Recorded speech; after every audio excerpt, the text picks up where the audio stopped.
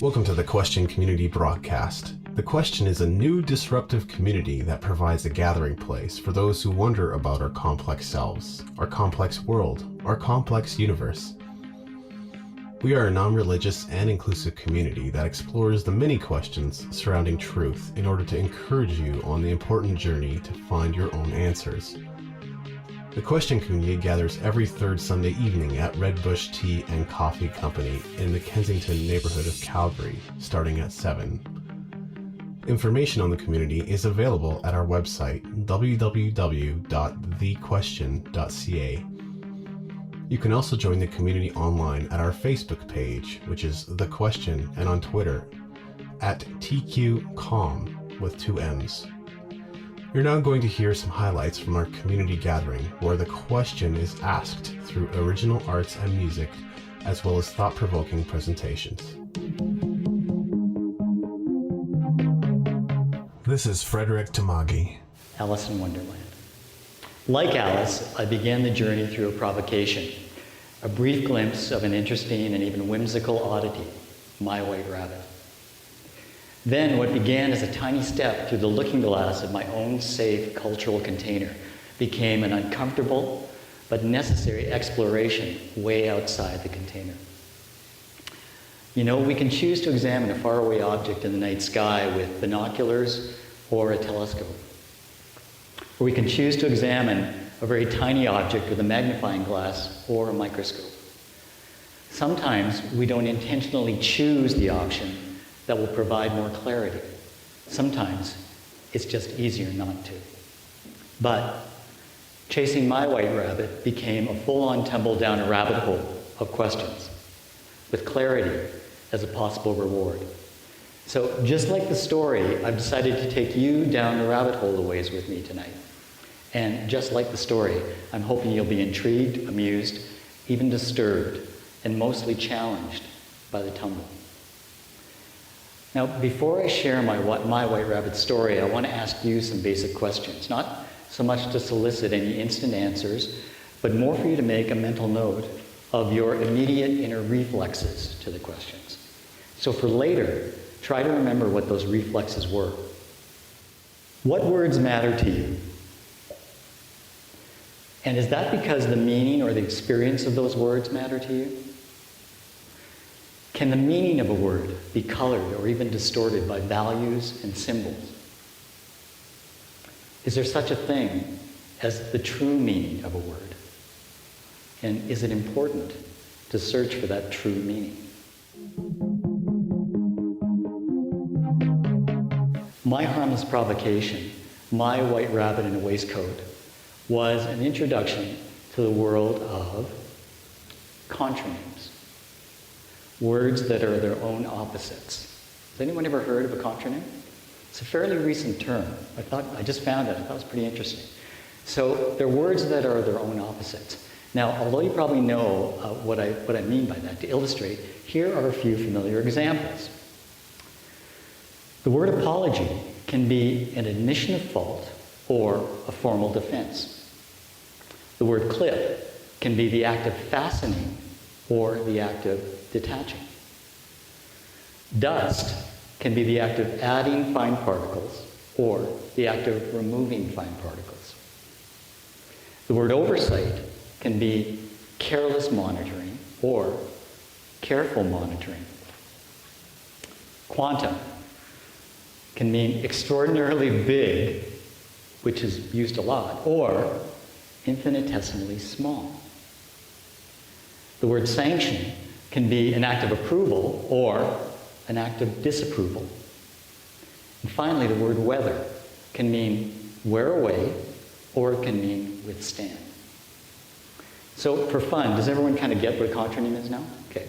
So for fun, allow me to share this short word puzzle with you involving 2 contronyms, oversight and sanction. Tell me what this statement means. Because of the agency's oversight, the company's behavior was sanctioned. Let's think about that a bit. What does it mean? Here's what it could mean. Does it mean because the agency closely monitored the company, they imposed a penalty for bad behavior? Does it mean because the agency closely monitored the company, they chose to affirm good behavior? Could it mean because the agency was inattentive, they overlooked misbehavior and gave their approval? Or could it mean because the agency was inattentive, they overlooked good behavior and ignorantly imposed a penalty? It could mean all of those things. The exercise is kind of fun, right? Well, cute, curious white rabbits can be like that.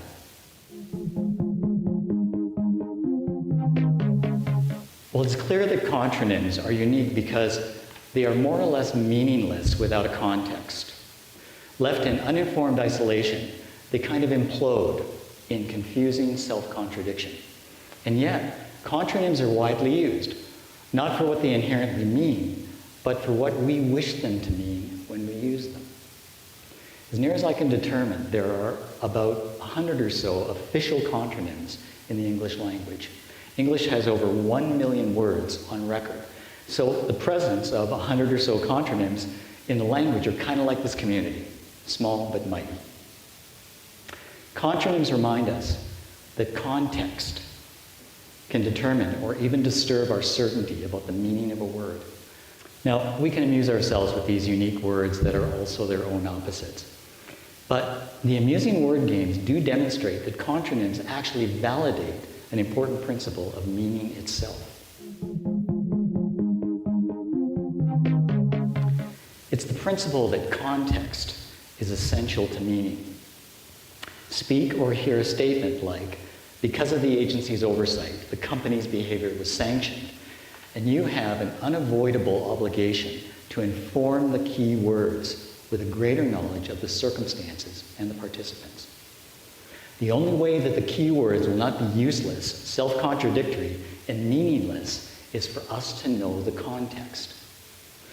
And the more knowledge and the greater context we can bring to the words, the closer we are to their real meaning, their true meaning, if there's such a thing. Contronyms give us a much-needed excuse to press into the meaning of the words we use, to be intentional about what we mean and why we mean it. And the more important the word, contronym or not, the more important it is to know what we mean and why we mean it. For words like quantum and sanction, both contronyms, by the way, which are tied to significant current events, we are motivated not to be careless about their important scientific and geopolitical context. And the less careless we are, the more context we gather, and then the more informed is the meaning. So drawing closer to the idea of true meaning also drew me further down the rabbit hole, from the curious world of contronyms to the controversial world of identity politics, and the possibility that some other important words were at risk of becoming their own opposites.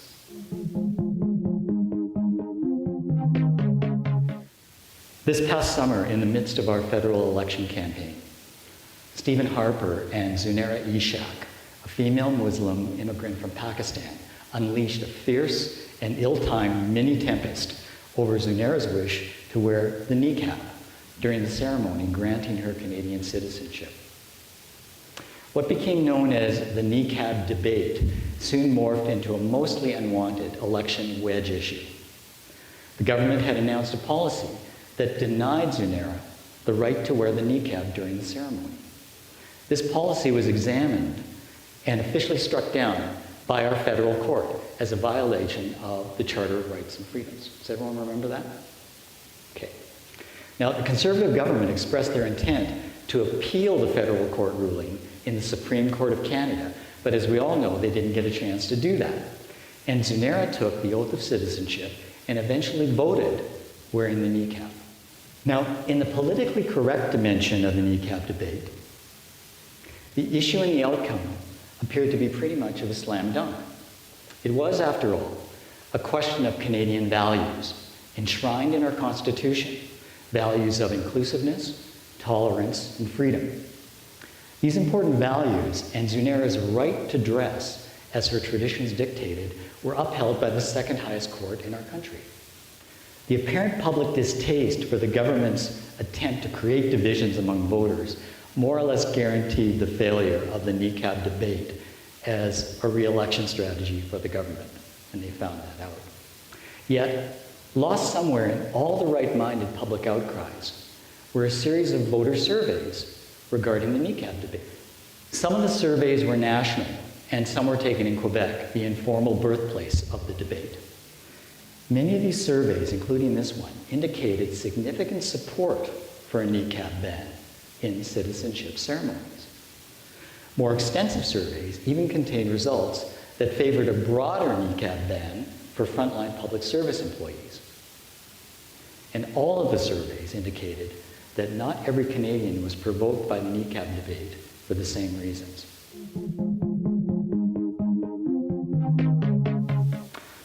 Now, in my own case, the controversy created a tension, I'll admit that, between my own sheltered Canadian idealism and the harsh reality of global ideologies. This tension caused me to look beyond the election rhetoric that colored the kneecap debate to some of my own real questions about what we mean when we use important values words like tolerance and freedom. These questions made me wonder if the words tolerance and freedom had the potential to become a weird kind of contronym, like their own opposite or like a strange reverse reflection of themselves. Here's what I found myself asking. What if the exercise of tolerance in our community affirmed acts of intolerance in someone else's community? What if the granting of freedom in our community affirmed the denial of freedom in someone else's community? These questions made me realize that if tolerance and freedom were the looking glass through which we saw the kneecap debate, then context was ultra important to the meaning of those words. So we could know what we mean and why we mean it. So here's some of the context that I've been struggling with deep inside the rabbit hole. Look, I'm not trying to make a case or lead any of you anywhere other than to a possible question about what the words tolerance and freedom truly mean to you. This is Jonathan Ferguson. I was brought up in a pretty religious household, and then, you know, as I think everybody does, whether they remain religious into adulthood or not, I began to question it, you know, and you start having questions that can't be answered by texts or by people of authority, and so I actually sort of became an agnostic at that point, and that's sort of what this song is about, just sort of that, when you're taking that first step towards thinking about things and questioning long-standing beliefs that you might have.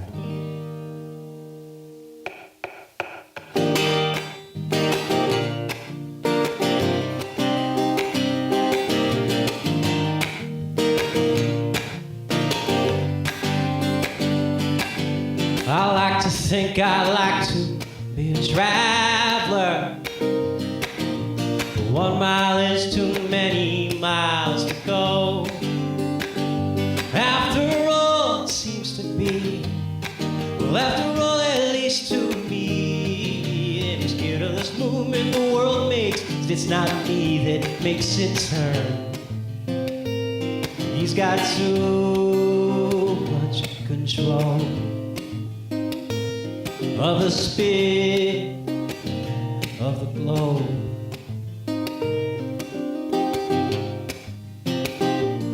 And if Atlas won't let go, well, you know, I will grab his hands and pull and watch the whole thing come crashing down. And while his heart's still stuck in stone, we will make the world our own, with all the love statues heart can know.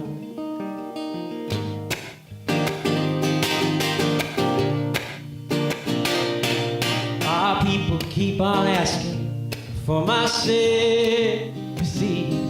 Well, the earth is on his shoulders, it's in his hands. After all, they say to me, he's the only thing that's keeping See everyone tied down safe here on the ground.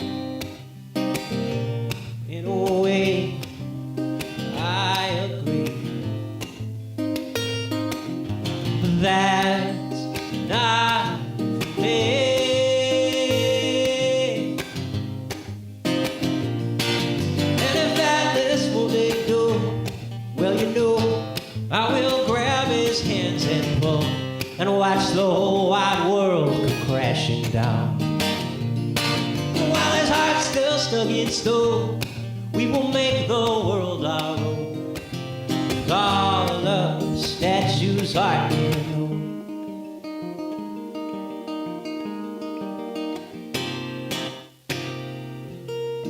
Oh, my God, can't you see? We're slipping up the sharpest edge.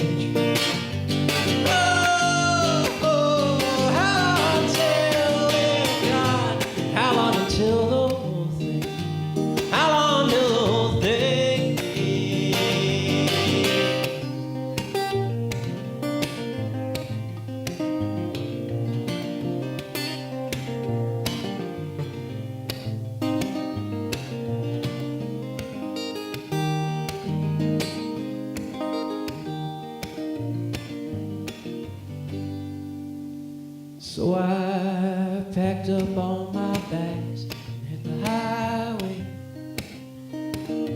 With all the traffic missing, I'll be fine. After all, they say to me, he's the only thing that's keeping everyone tied down and safe here on the ground. You know, they're all afraid to show what they're made.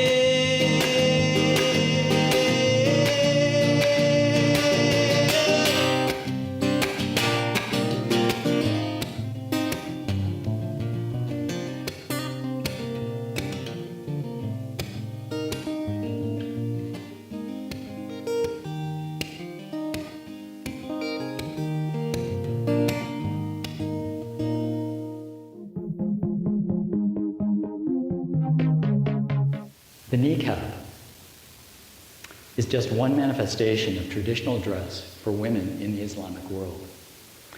It represents an iteration of dress based on the fundamental principle of modesty required by the Quran. This is one of the definitive passages from the Quran on the concept of modesty. I'll just read it quickly for you. You can read it too. And tell the believing men to lower their gaze and be modest. That is purer for them. Lo, Allah is aware of what they do. And tell the believing women to lower their gaze and be modest, and to display of their adornment only that which is apparent, and to draw their veils over their bosoms, and not to reveal their adornment, save to, and there's a whole list of appropriate people and appropriate relationships that a woman can reveal her adornment to. It's a very lengthy list, and I won't go into it. Now, you can see from this that there's a very definite instruction for both men and women to be modest, giving particular attention to covering the intimate parts of the body when in public. When I read this passage, it seemed like such an innocent beginning to such an intense story. And you can see why I felt a little like Alice.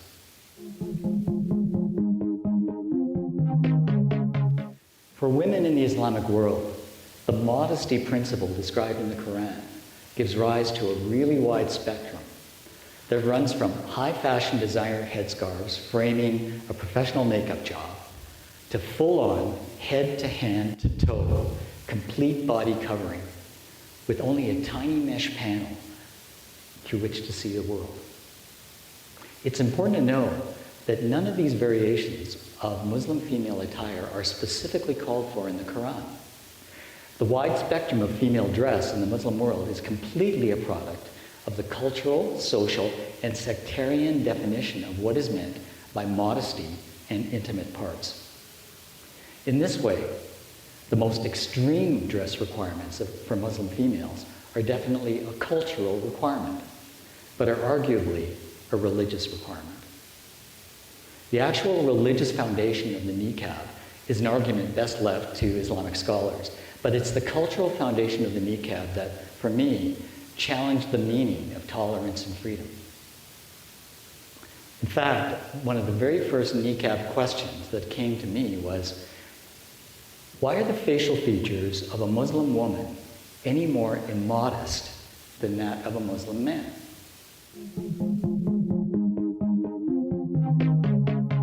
First, it's kind of important to know that the niqab and the burqa, the two most extreme forms of Muslim female attire, are widely worn in countries with the most conservative Islamic practices, both in culture and in law.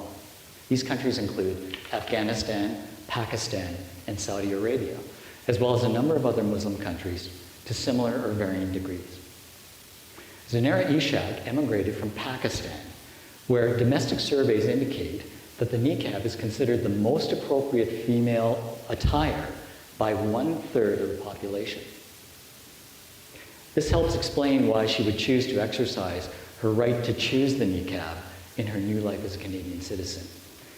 Zunaira's resume indicated that she was a university-educated teacher and mother who had been challenging the government niqab ban for over 1 year.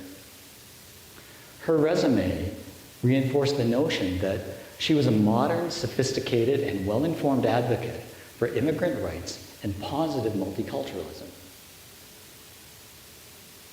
So, like I said earlier, for a sophisticated Canadian voter, both the issue and the outcome seemed like pretty much a slam dunk. Our government's cheap attempt at divisive identity politics backfired disastrously, as Zunaira's niqab was actually elevated to become a powerful symbol for religious tolerance and freedom of choice in our country. But it was at that moment when we progressive, sophisticated Canadian voters began piling on top of the redneck Islamophobic haters on the other side that my own inner antenna began to extend up and over the indignation. I began to question if, in my desire to be reasonable and Canadian, had I too easily accepted the obvious feel-good symbolism of what was now our niqab story? I also realized that if the niqab was now a symbol for our values of tolerance and freedom, that I needed to search for context that would hopefully clarify the connection between the symbol and the values. Now, I need to say again that I'm not trying to make any kind of case here, other than to share my own struggle with the meaning of words and the search for context. True to our community vision, I'm sharing some of that context with you, but in no way want to claim that it's definitive of anything other than a possible reason to further explore the context for yourself. Now, as I mentioned earlier, Zunaira's compelling stand for her right to choose the niqab was really validated by her background as a 29-year-old, university-educated teacher and mother who immigrated to Canada to seek a new life. But it surprised me to learn that Zunaira's now former country, Pakistan, and in that country, she was not by any means an accurate representative of the vast majority of Pakistani women who likely will never get a chance at a new life anywhere. A recent UNICEF study of global literacy reported that of 24 nations with less than 60% female educational enrollment, 17 of those nations are Islamic countries. Now, drilling down a little further, in Pakistan, female educational enrollment is only about 53%. The female literacy rate is stuck around 45% compared to the male literacy rate of 70%.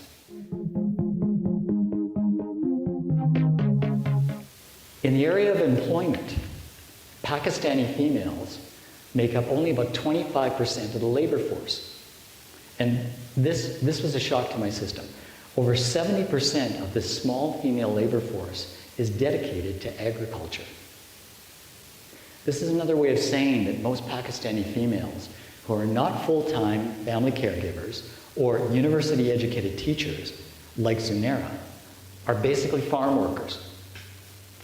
Now, it's pretty difficult to avoid the serious context of gender inequality that is symbolized by a Pakistani female population that's only 45% literate, which is probably a key reason, actually, why Pakistani female workers are predominantly farm workers.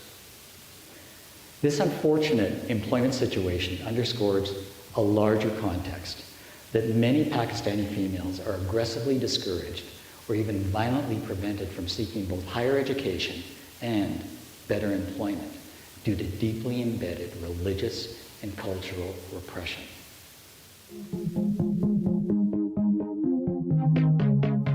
I think that we can all agree that the rule of law protects our Canadian democracy and that the Charter of Rights and Freedoms is its foundation. With our Constitution and our laws as a backdrop, the positive symbolism of the niqab seemed like such a clear glass of water here in our world. But as a result of my continued tumble down the rabbit hole of context, I realized that the guiding principles and legal backdrop of the Islamic world could be, perhaps should be, an alternate lens through which to view the symbolism of the niqab. So, through the looking glass of the law, I went.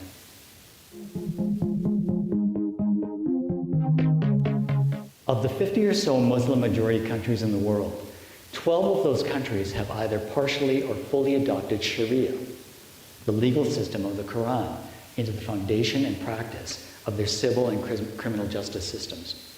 3 of these countries are Afghanistan, Pakistan, and Saudi Arabia, where, not coincidentally, the niqab and the burqa are widely worn. The Sharia legal system has some interesting core principles regarding the status of women in their societies. For example, in the area of witness testimony for any civil or criminal case, did you know that 2 women must testify to equal the testimony of 1 man? Another interesting number-based Sharia law principle is in the critical area of sexual crimes.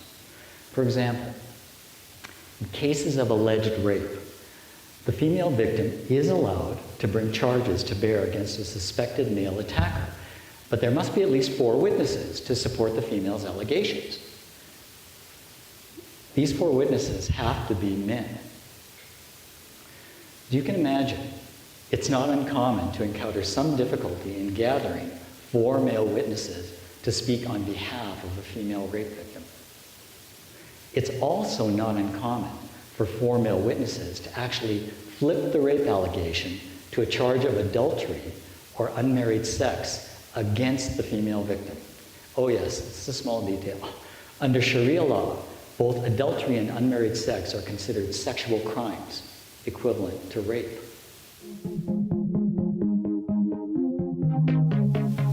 Another important context is in the area of domestic violence. The Quran strongly implies a man's right to discipline or chastise his family. Now, because of this strong Sharia bias, in many conservative Muslim countries, the available legal options for victims of domestic violence, again, overwhelmingly female, are often very limited or even non-existent in law. In Pakistan, there are an estimated 5,000 women killed by domestic violence every year, which is a rate 6.5 times greater than the violent US and 12 times greater than Canada. Not included in Pakistan's domestic violence deaths are female deaths from the largely unregulated practice known as honor killing. Honor killings are committed by family members on mostly female victims, wives, daughters, and sisters who are judged to have brought dishonor to the family. Examples of honor crimes punishable by death are things like refusing to submit to an arranged marriage, demanding a divorce, alleged flirtatious behavior, and this one surprised me, even being a rape victim.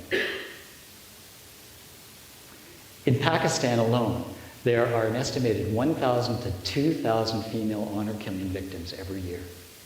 And only 5% of these killings are ever prosecuted as murders.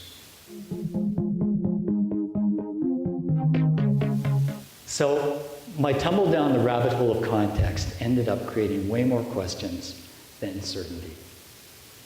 The negative experience of so many female Muslims in their native countries in the areas of education, employment, law, and violence provided me with a really different and controversial context for the words tolerance and freedom.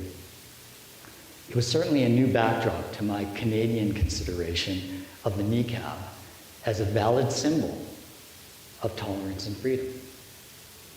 This new backdrop had me questioning how many women in the wider Islamic world could honestly support Zunaira's claim, these are her own words, that the niqab is a symbol of empowerment.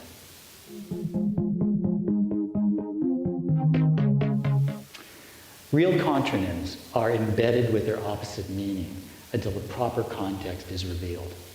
For that reason, we are compelled to wait for or search for that proper context to know what the contronyms really mean. Now, I'm not really suggesting that tolerance and freedom are officially contronyms, but what I am suggesting is that our most important words have the potential to be distorted and even wrongly applied if we are too simplistic about our symbols or careless about the context. I'll close by offering these questions to you. In the case of important Canadian words like tolerance and freedom, should we also search for important context before we adopt any symbols that will represent the meaning of those words?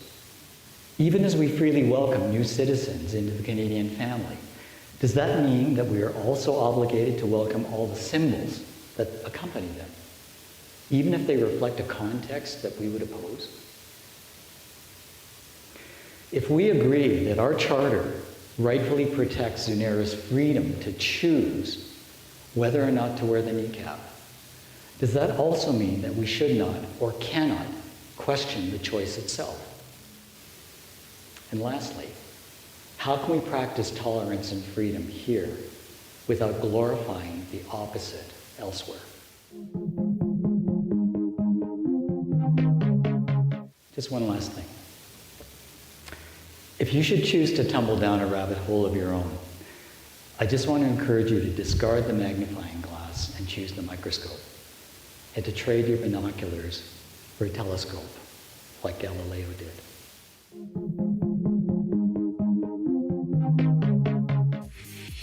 Thank you for listening. If you're interested in joining the Question community, we meet every third Sunday evening at Red Bush Tea and Coffee Company in the Kensington neighborhood of Calgary starting at 7. You can participate in the online discussion on our Facebook page, which is The Question, or on Twitter at TQComm. That's at TQCOMM. Our website is www.thequestion.ca. Thanks again for listening, and remember that our answers are only possible because of our questions.